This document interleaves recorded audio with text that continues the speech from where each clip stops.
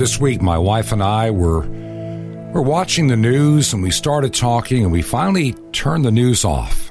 And we talked till almost 5:30 in the morning. We needed a break from the news.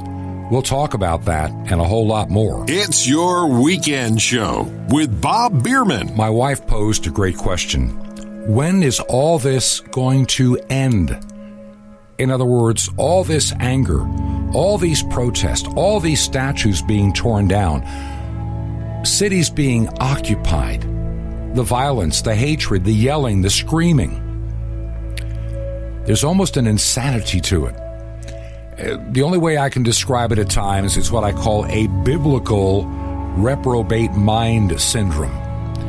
It's like people are just babbling nonsense and foolishness and silliness, and they think they're making sense.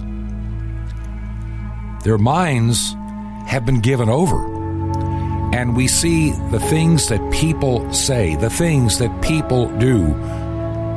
And we're doing all this in the middle of a pandemic, which has so many people living in a state of absolute fear. I said it on the radio show a few weeks ago, and I'll say it and remind you again. When we get to the point that we are so scared of dying that we stop living, what have we done to ourselves as a people? What have we done to ourselves as individuals? And where does that leave us going into the future?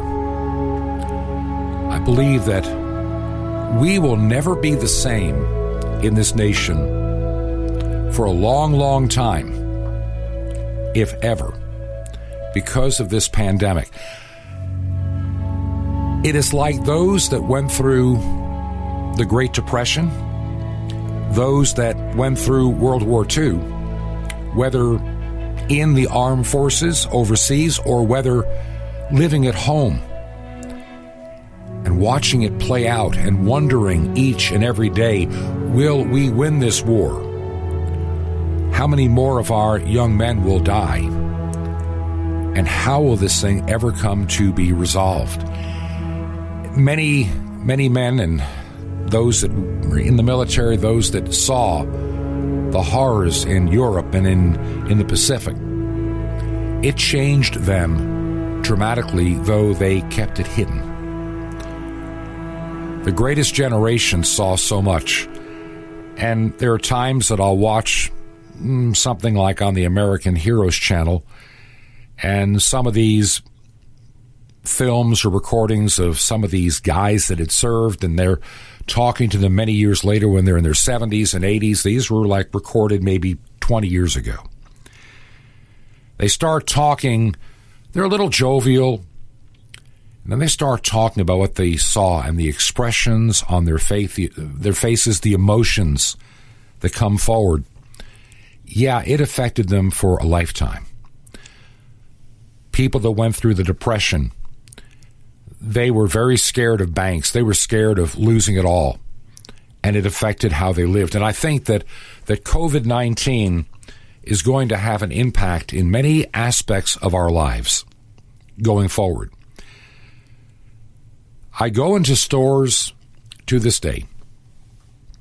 I see people in their cars to this day wearing their face mask and gloves in a car by themselves. There is such a fear.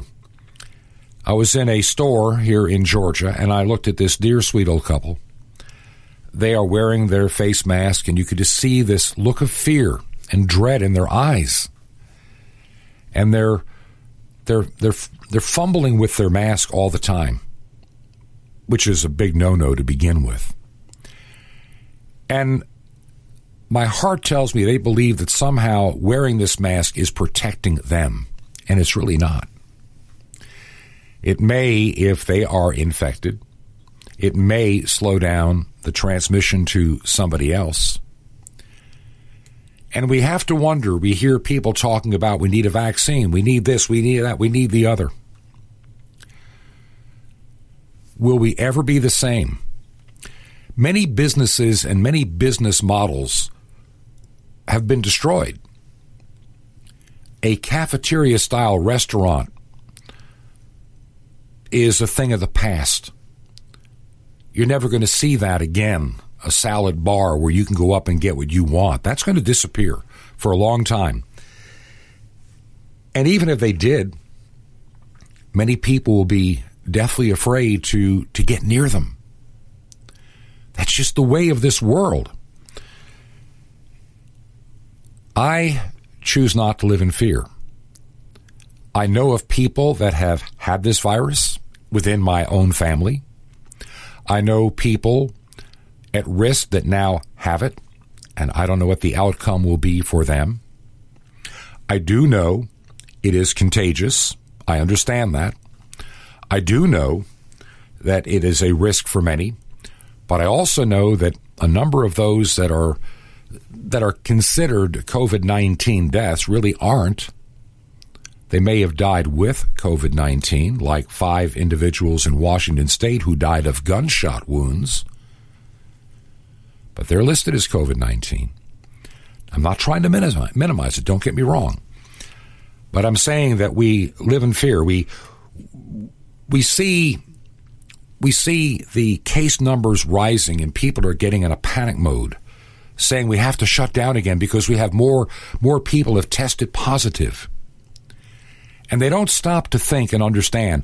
We are now testing. I was telling you a few weeks ago, we were getting over 300,000 tests a day. Now we are over 600,000 tests per day in the United States. These are tests. And with that many tests, of course, the actual infection number goes a little higher. I have a half-brother who lives in Florida, and he is needing a surgery, and they've been getting him ready and setting a date and doing all the pre-op stuff. And they ran a blood test on him. And he has the antigens for COVID-19 in his bloodstream. He never knew that he was ever sick. Thankfully, he never left home much at all, very little. And they're not exactly sure when he had it, and he has no idea when he had it either.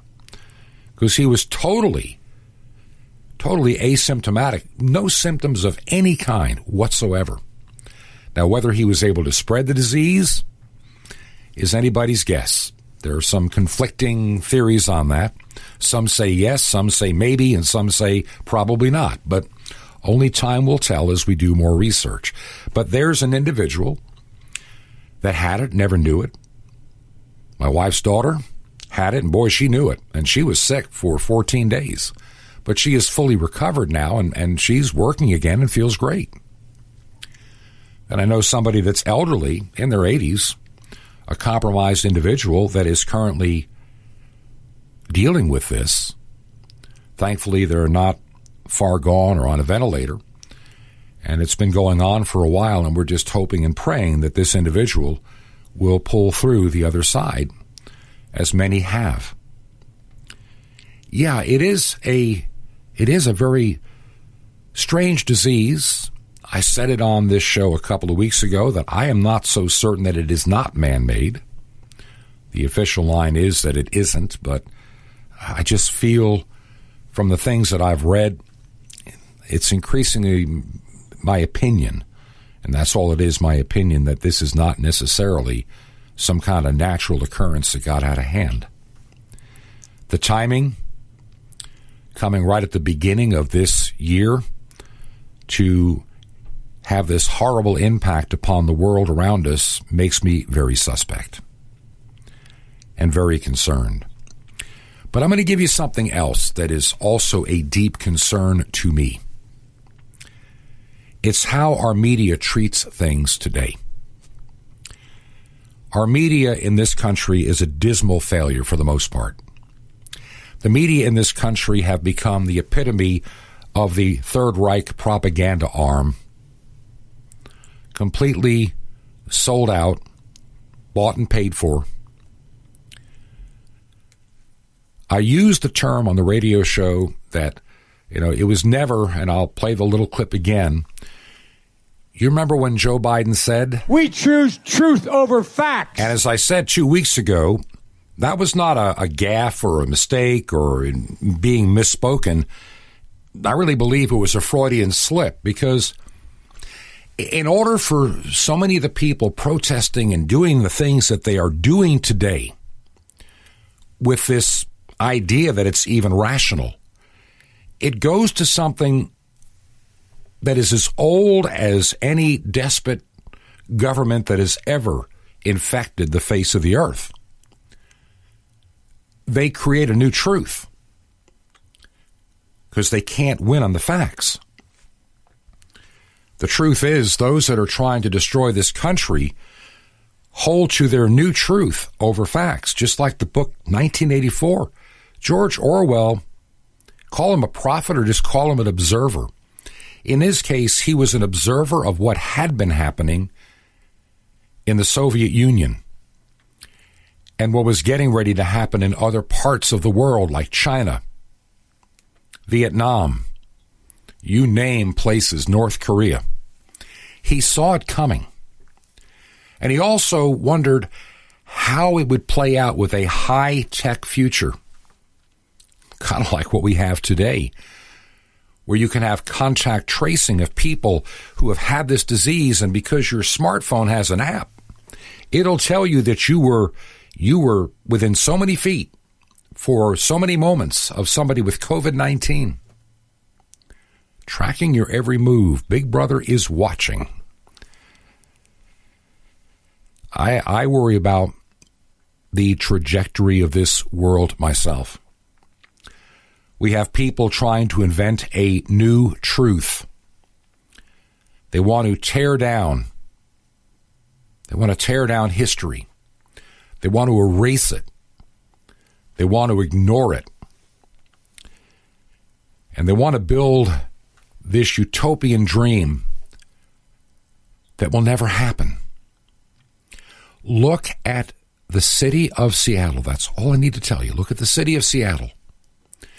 Businesses are going to leave that terribly, insanely run city with a mayor that has proven herself to be incompetent. You remember when they took over the area of the Capitol Hill in Seattle, and when she's interviewed on TV, what did she say? How long do you think Seattle in those few blocks looks like this? I don't know. We could have the summer of love. When I saw the video of her saying that, she just had this look like a deer in the headlight look. In her mind, she is so far gone mentally, spiritually, intellectually, because of her politics and her insane thinking. I mean, she's got what I call the biblical reprobate mind. She allowed these people to come in and literally take over a part of a downtown, destroying businesses inside of that area, stealing, looting, desecrating, graffiti all over the place. It was a total unmitigated disaster of the inmates running the asylum in Seattle.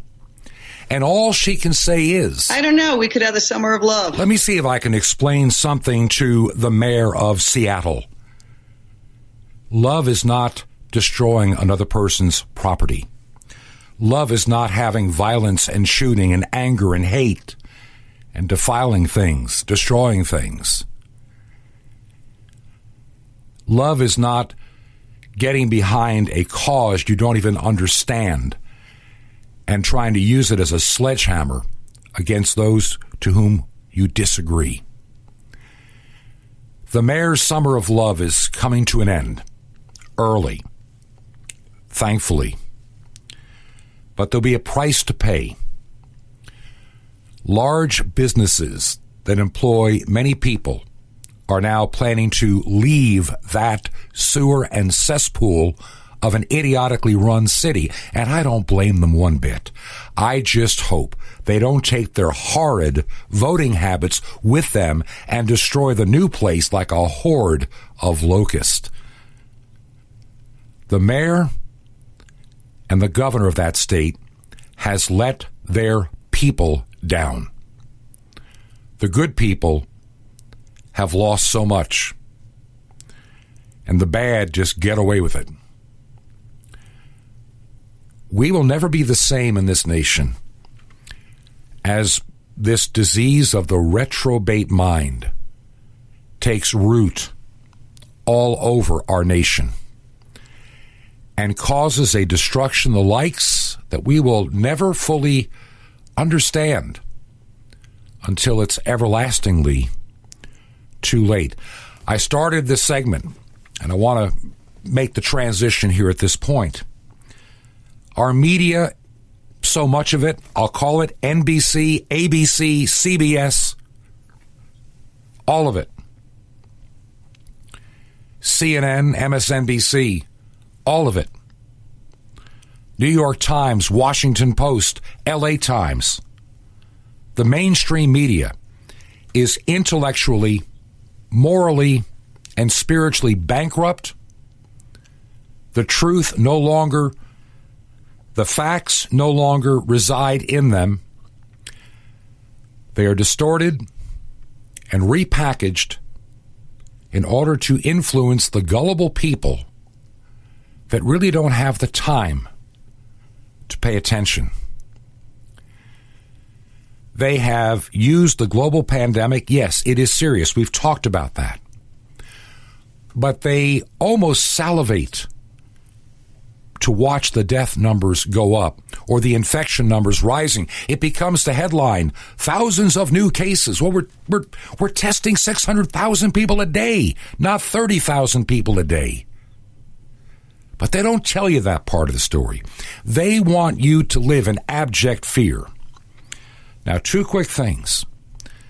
In the next couple of weeks, probably sometime after the 4th of July, I'll be doing a little 4 and 5 minute, maybe 10-minute short form podcast that'll come out a couple of times during the week, and ultimately there'll be a video version where I'll be talking to you. You can get out of the audio or video. It's going to be called Truth to Ponder.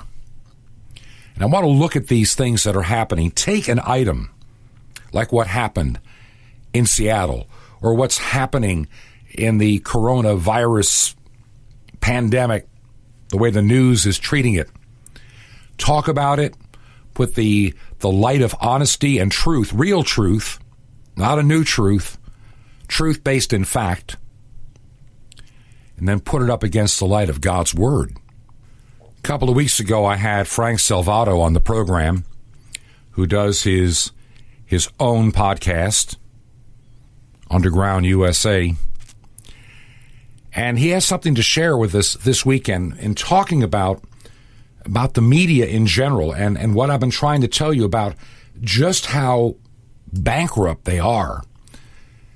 And he has a segment he's going to share with us today here on the program about media and the First Amendment and how the media has abused their Fourth Estate power. This is something you need to hear. Here is Frank Salvato. Reopening now on pause in Oregon and Utah as new cases mount. The governor of Texas looking to July 4th for a full reopening of his state as Harris County, which includes Houston, records some of its highest numbers to date for new cases and hospitalizations.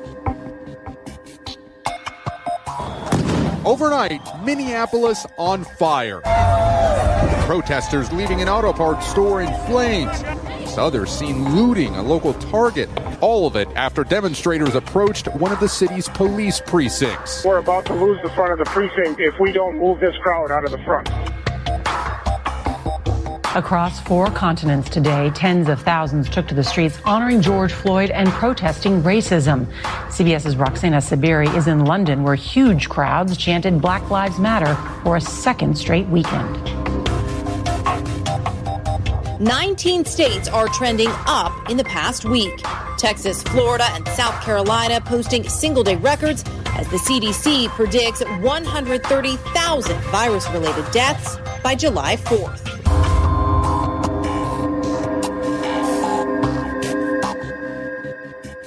In the beginning, back when the framers were first debating the ground rules for the great American experiment, they concluded that a free media was important to society in that it would serve as a balance, an oversight body to government.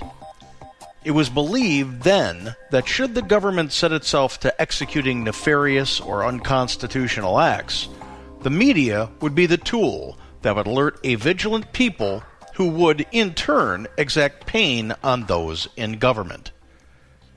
It was because of this belief that the framers included in the Bill of Rights' First Amendment to the U.S. Constitution protection for the press. Congress shall make no law respecting an establishment of religion or prohibiting the free exercise thereof, or abridging the freedom of speech or of the press, or the right of the people peaceably to assemble and to petition the government for a redress of grievances. Plainly put, the framers established protection for the media so that it could speak truth to power, so that a corrupt government could not silence legitimate dissent, and so the press was free to provide opposing views so that a free people could decide for themselves, at the ballot box, what direction they wanted to take our country. I and a former colleague of mine, Brian Cherry, believe the framers never envisioned a media so corrupt, so ideologically agenda-driven, or so disingenuously manipulative as today's media. If they were, for even a second, able to conceive the idea that such a reprehensible assemblage of operatives and opportunists would control the media, we suggest that they would have dramatically narrowed the scope of media protection so that each member of the media and the many media organizations could be held more immediately accountable for damages their products produce, keeping in place the sequestration of government from enacting litigation. What do I mean by damages and products? Let's start with the idea that the delivery of news for profit is the creation of a product for sale. Every media outlet, from a local paper to national, regional news channel to network, terrestrial to online, creates a product in the form of news information, which the public purchases. It is a product. We either purchase this product with our currency, or we purchase it with our time and exposure to their advertisers, who pay the publications for ad space and face time with you, the customer.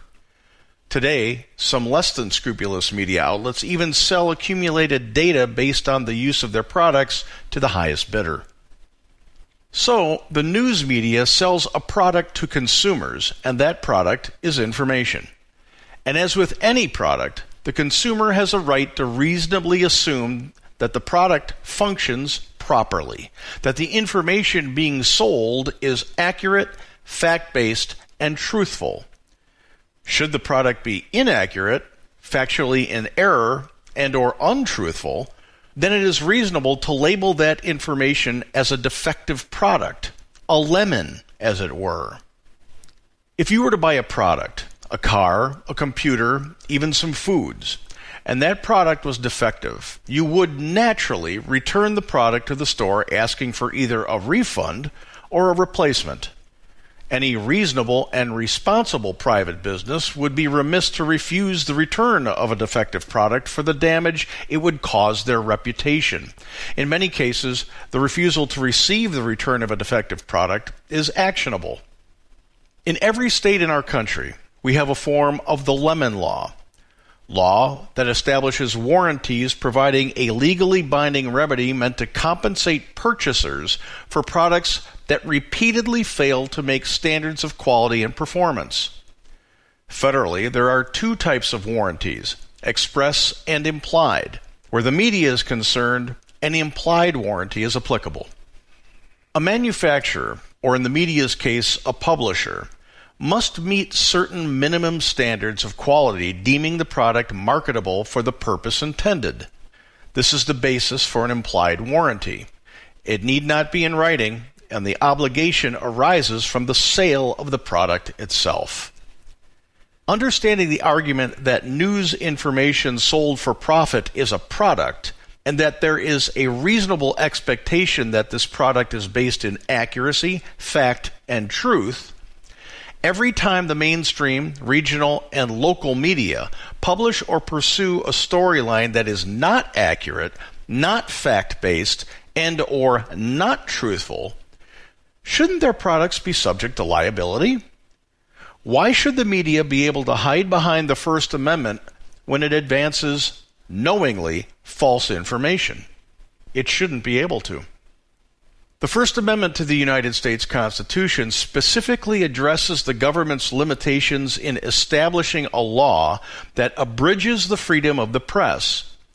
It does not, however, forbid the creation of laws, read penalties, that allow for financial compensation and or other remedies for the damage caused by irresponsible, inaccurate, anecdotal, and or untruthful reporting. This brings me to the notion of damage. What damage does irresponsible, inaccurate, anecdotal, and or untruthful reporting cause? Truthfully, the damage the mainstream media has created in our society is already close to an irreversible point. Let's examine two major stories that have captivated the news cycles recently: COVID-19 and racism as it relates to the death of George Floyd. We're in the early days of the pandemic, and if only 5 or 10% of the population has had this infection, we have a really long way to go. I know it's become politicized. Put that aside. The virus knows no politics. Face coverings required in LA County, which moved into phase 3 today after recording its highest single-day increase this week. On or about the end of February, the nation's people faced the force of law in a state-by-state national quarantine because of the COVID-19 virus. Experts from the World Health Organization and our own Centers for Disease Control and Prevention sounded the alarm and predicted that doing nothing to control the spread of this disease would tally an estimated 2.2 million deaths in the United States. In light of this widely publicized information, thanks to the media, the world went into an almost 2-month quarantine that destroyed the most vibrant economy since the post-World War II boom of the 1950s. Yet from the very beginning, qualified medical voices were vehemently pointing out the flaws in the mortality models and questioning the lethality of the virus. These protests were ignored and even condemned by the media. On social media, which, by their structures, also sells information for profit, some platforms openly and overtly admitted to censoring dissent and information that wasn't part and parcel of the biased narrative advanced by the World Health Organization and the CDC, Facebook and YouTube being the most egregious. Even when the World Health Organization and the CDC continuously changed their determinations on the virus, contradicting themselves almost daily, the media still touted the doomsday scenario. At one point during the height of the event, the front pages of almost every major newspaper and the online versions of Fox News, CNN, MSNBC, ABC, CBS, and NBC were filled with only stories about COVID-19. The media whipped the people of the world into a paranoid frenzy of desperate information consumers who were both afraid to breathe the air and who had no immediate knowledge of where to find the facts. Today, after the public's attention was ripped away from the media's fascist COVID-19 propaganda campaign, courtesy of the death of George Floyd, we see two damning pieces of information that prove the media failed in doing its due diligence for their delinquency in covering opposing viewpoints about the COVID-19 virus. From NPR, which gleans revenue streams from both advertising and federal tax dollars. About 1.7 million people have been infected by the coronavirus in the U.S., and scientists are finding evidence that the virus is both more common and less deadly than it first appeared. NPR's John Hamilton reports. The evidence is coming from places like Indiana. Nir Menachemi is the chair of health policy and management at Indiana University's Fairbanks College of Public Health. He says when COVID-19 first arrived in the state, he got a call from the governor's office. They wanted to know how many people had been infected and how many would die. It was really difficult to know for sure, and not just in our state, but frankly in any state. That's because health officials only knew about people who'd been sick enough to get tested for the virus. And Menachemi says that number can be misleading. It doesn't capture the vast number of people out there that might also be infected, but not seeking medical care. So in late April, Menachemi led a study of more than 4,600 people statewide. Participants got 2 tests. The first was the standard test that looks for the virus itself. It shows whether you have an active infection. The second was a new type of test that looks for antibodies to the virus in a person's blood. It detects people who were infected but have recovered. Menachemi says the study showed that coronavirus had infected about 3% of the state's population, or 188,000 people. That 188,000 people represented about 11 times more people than conventional selective testing had identified in the state to that point. And nearly half of infected people reported having no symptoms at all. Menachemi says it was like finally seeing the entire coronavirus iceberg instead of just the part above the water. And that allowed his team to calculate something called the infection fatality rate, the odds that an infected person will die. Menachemi says Indiana's fatality rate turned out to be about 0.6%, or roughly 1 death for every 175 people who got infected. Still, it's much lower than earlier fatality estimates based on people who got sick. Some of those exceeded 5%. And the results in Indiana are similar to those of antibody studies in several other areas. To add insult to injury, when President Trump expressed his confidence in the effectiveness of hydroxychloroquine, the media smeared him as a disseminator of dangerous information and cited a study from the peer-reviewed medical journal The Lancet as the basis for its attack. But on June 5th of 2020, The Lancet issued this retraction. Several concerns were raised with respect to the veracity of the data and analysis conducted by Surgisphere Corporation and its founder and our co-author, Saipan Dasi. We launched an independent third-party peer review of Surgisphere with the consent of Saipan Dasi to evaluate the origination of the database elements, to confirm the completeness of the database, and to replicate the analysis presented in the paper. Our independent peer reviewers informed us that Surgisphere would not transfer the full dataset, client contracts, and the full ISO audit report to their servers. As such, our reviewers were not able to conduct an independent and private peer review and therefore notified us of their withdrawal from the peer review process. Based on this development, we can no longer vouch for the veracity of the primary data sources. Due to this unfortunate development, the authors request that the paper be retracted. While the media attempted to cite a source as the basis for its condemnation of the president, their citation of a retracted study proves they relied on a single flawed source atop of a biased World Health Organization and CDC narrative, once again refusing to balance their reporting with opposing views. The damage? Inaccurate, biased, non-inclusive, and disingenuous reporting advanced information that terrified a world populace into destroying a global economy to the brink of a macro depression. Industries were decimated, jobs were lost, and the country was divided ideologically even more so than it was before the event. The social damage is incalculable. The financial damage is most likely in the high tens of trillions of dollars. Officers in riot gear tried to maintain order. You can see the smoke bombs in the distance, and police have been firing pepper spray to try and disperse this crowd. Hundreds of protesters had gathered here, and now police are trying to push them back to keep the peace.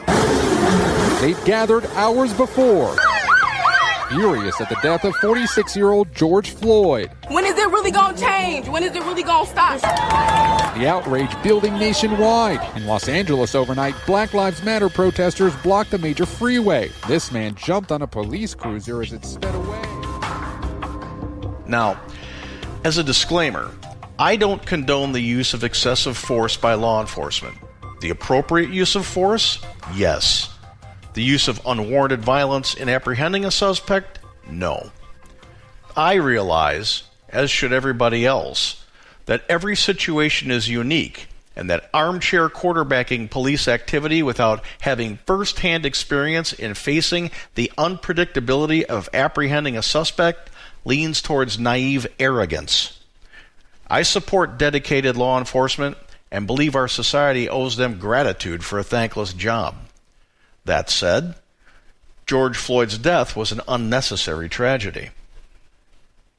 Like the coverage of Michael Brown's death in Ferguson, Missouri, and the death of Trayvon Martin in Sanford, Florida, the media has done more to politically and societally weaponize racism than anything since the most potent days of the Ku Klux Klan, doing so with their coverage of the aftermath of George Floyd's death. Just as with the initial coverage of the COVID-19 virus, the media, from Fox News to MSNBC and all ideological flavors in between, went wall-to-wall coverage on the protests as they first unfolded. Were the protests called for? Yes. Was the coverage of the protests and the rioting and destruction that ensued in the aftermath warranted? Yes, it was. The events were newsworthy. But was the charge of systemic racism as a justification for violence and rage accurate, fact-based, and truthful? No, it was not. The media, knowing full well that peaceful protests have been targeted to advance the ideological activism of organizations like Black Lives Matter, which had long ago been compromised by the anarchist group Antifa, ignored the fact that the overwhelming number of violent and destructive incidents taking place had everything to do with anarchy and nothing to do with the subject of racial equality or reforms in law enforcement.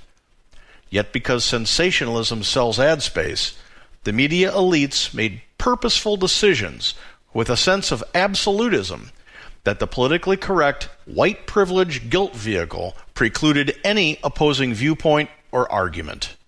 The media, and again this includes the social media platforms, chose a side and advanced a singular and exclusive narrative devoid of any conversation that would allow a dissenting voice or alternative viewpoint to be heard without massive and often violent retribution.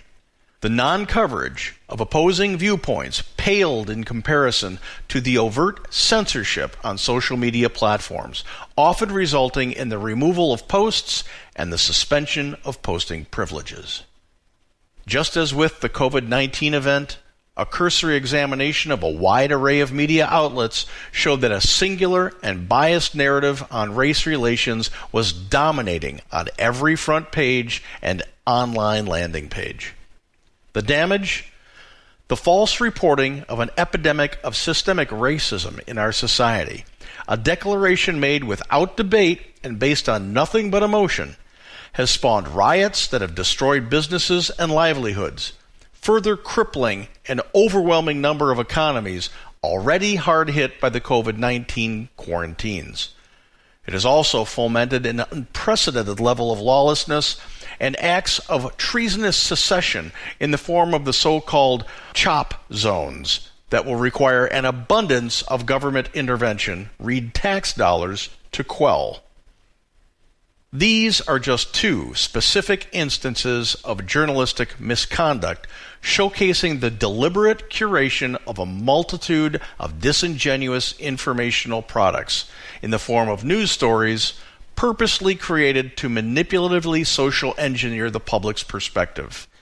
These defective products are produced routinely and are disseminated daily. If the purpose of the media and the products they create is to accurately and truthfully inform the consumer on critical issues, then these two cited instances not only prove journalistic malpractice, they set the stage for a potent and long overdue argument for reconfiguring the media's First Amendment protections to include more publicly accessible and immediate remedies for the malpractice of selling defective products, read inaccuracies and untruths, to the consumer, to the American public. The framers established First Amendment protection for the media so that it could speak truth to elected power, not so it could empower itself to socially engineer our society to accept a particular ideological narrative. Manipulating the thoughts of the masses is not the purview of a free press. It is the tyranny of an elitist minority, and a free people cannot and should not tolerate it. Let's expose the tyranny of the elitist minority. Reporting for your weekend show, this is Frank Salvato from the Underground USA. 19 states are trending up in the past week. Texas, Florida, and South Carolina posting single-day records as the CDC predicts 130,000 virus-related deaths by July 4th. Minneapolis on fire. Protesters leaving an auto parts store in flames. We're about to lose the front of the precinct if we don't move this crowd out of the front. We have gone over on this segment, but that's okay. We are going to take a break and then come back and totally change gears. This is your weekend show. On the air and online at yourweekendshow.com with Bob Bierman.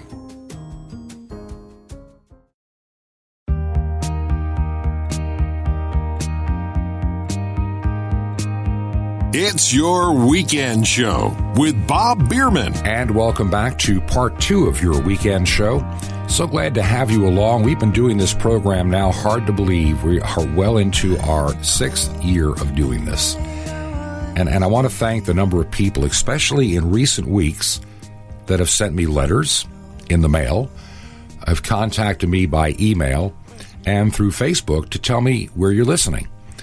And it always does my heart good to know that there are times and there are days that you wonder, is it worth the effort of putting this program together? And then there's somebody is letting you know that they're there each and every week.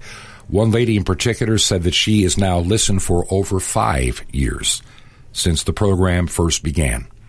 And she actually listens via YouTube, of all places.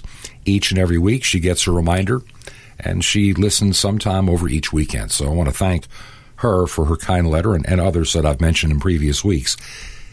The first half of the program, we talked about some serious things.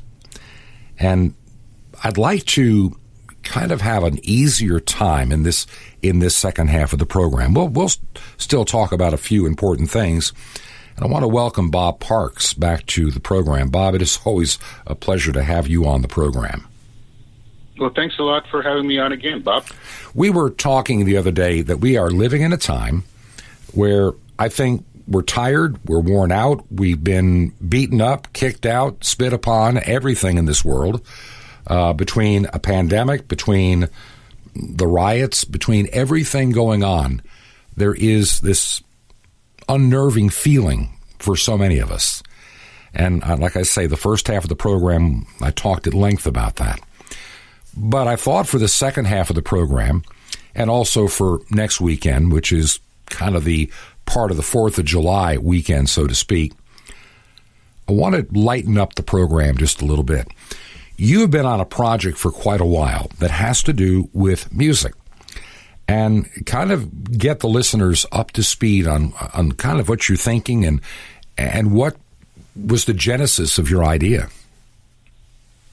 Well, when I was growing up in high school, I played drums and bass in the local high school bands. Right.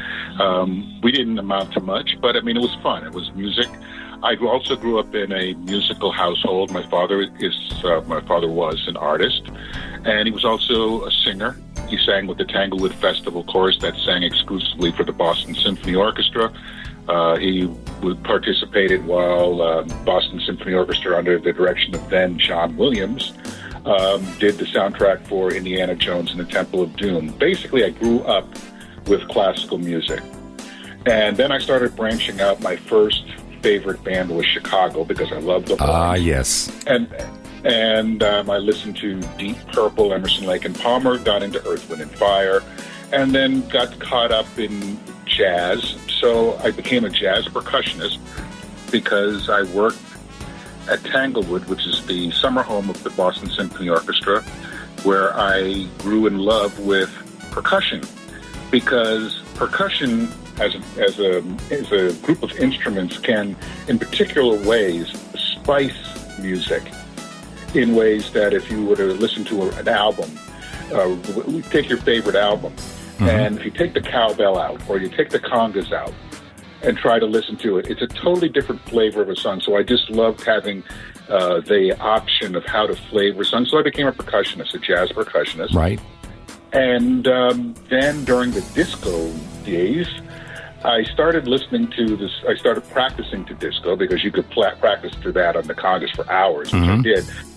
And I was also being taken by the knocks disco was getting because it was very simplistic music. And then in listening to it, though, I gained some respect for the art of writing and producing. One of my early favorite composers was Laura Nero, who wrote Eli's Coming. She wrote a bunch of songs for the Fifth Dimension and other artists. And so I discovered there was an art to really writing good music, or music in general. So I started composing. And a lot of that is a lost art now. Well, when you can just go to, download your favorite hit from the 1960s and loop 8 bars indefinitely and then rap over it to make it your own, it's taken the art, the craft out of true songwriting. But I started writing and producing in the late 70s, early 80s in Boston. And then I joined the Navy, did some recording in Tokyo. And when I moved to Los Angeles after I got out of the Navy, I did some recording in Los Angeles and producing of some songs. And then after my political blacklisting, I dropped music because my life had turned in a different direction and I became more of an activist. So I basically stopped doing any music for about 15 years. Wow. And then when I met Laura, my wife, I played her some of my stuff and she said, "Why are you still sitting on this?"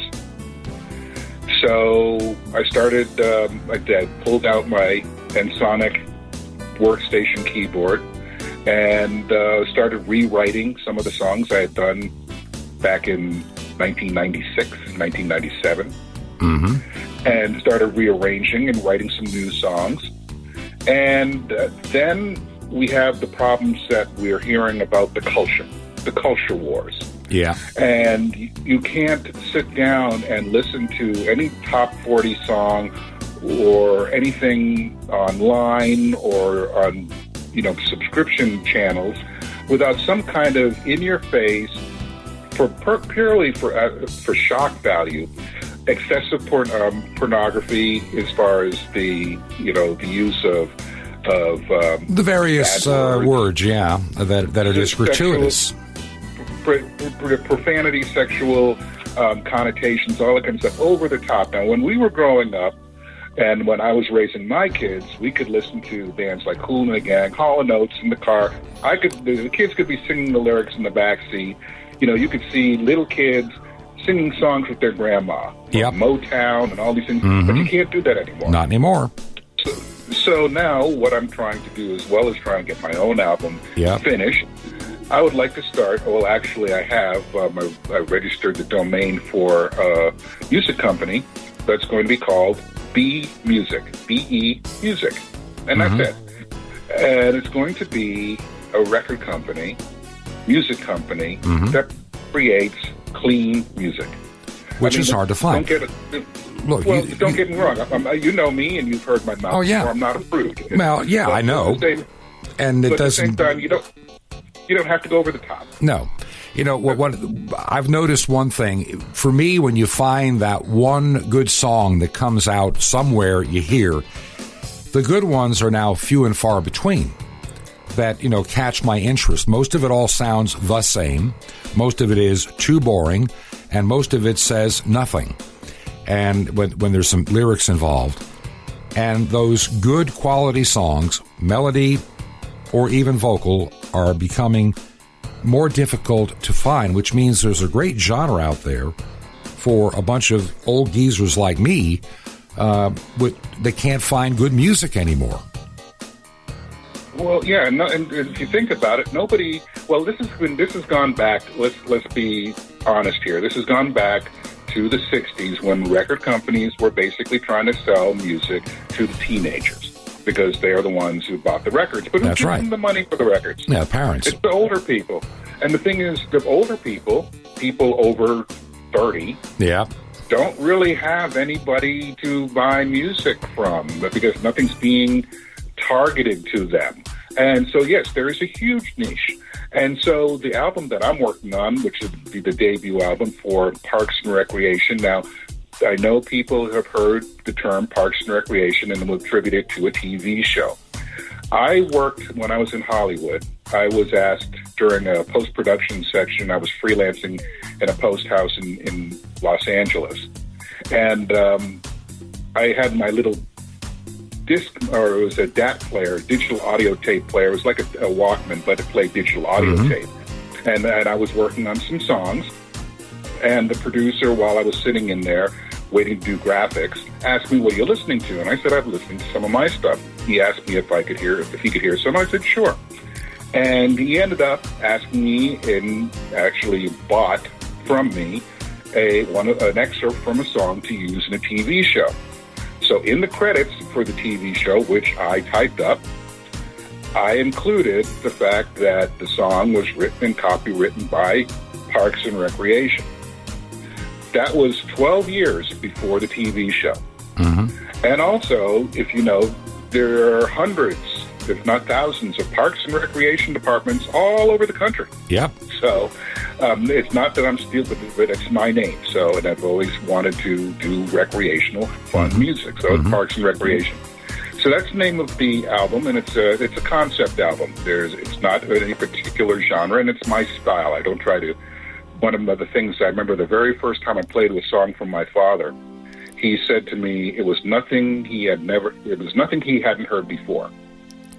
Just a rehash of everybody else's stuff in a way, I guess. I don't think I'd be a great writer of music because I guess I'm so influenced by all that I've heard.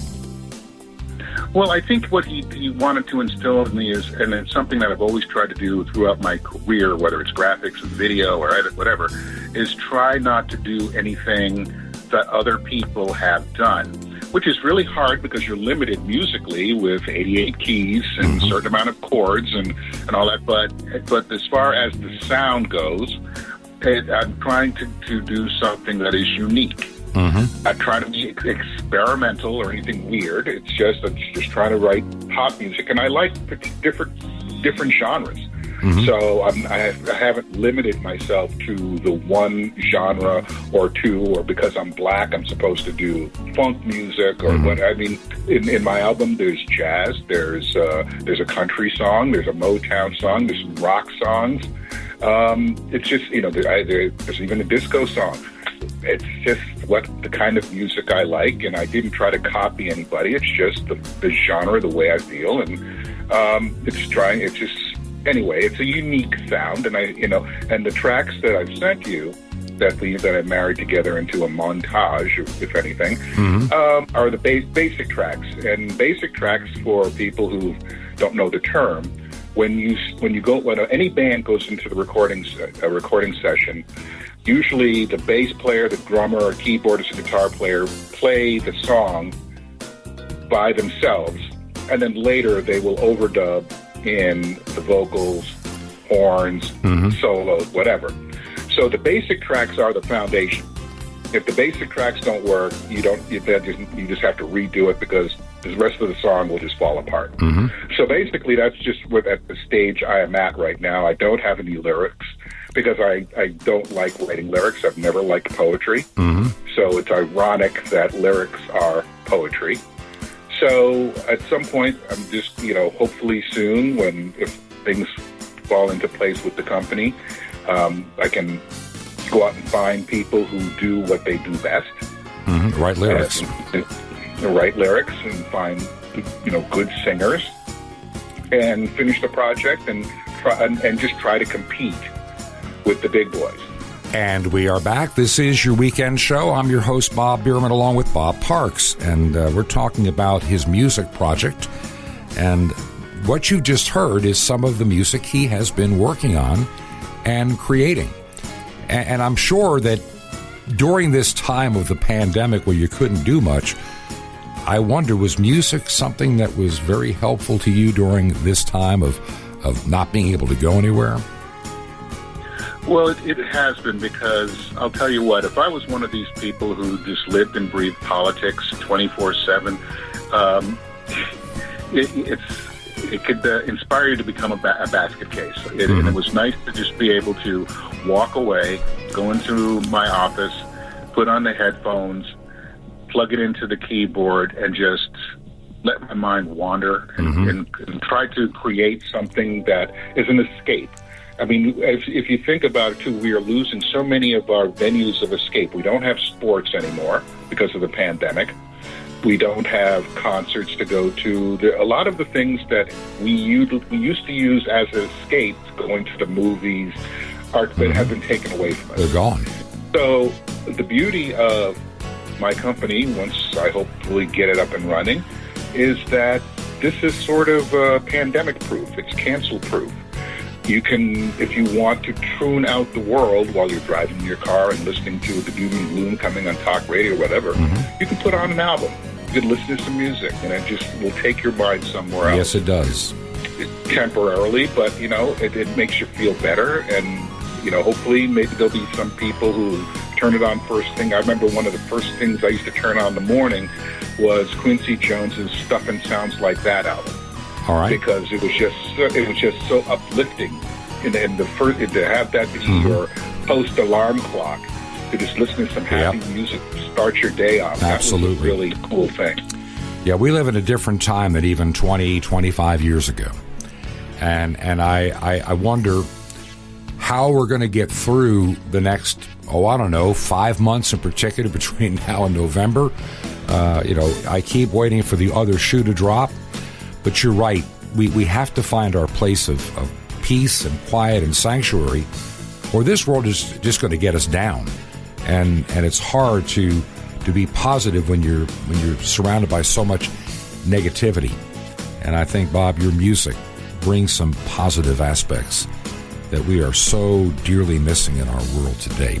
I want to thank you for being on the program. We're going to have to get back and do this again sometime in July, no doubt about it. And maybe, get some more of your music. And, we can talk some politics, but we can also talk about something besides politics.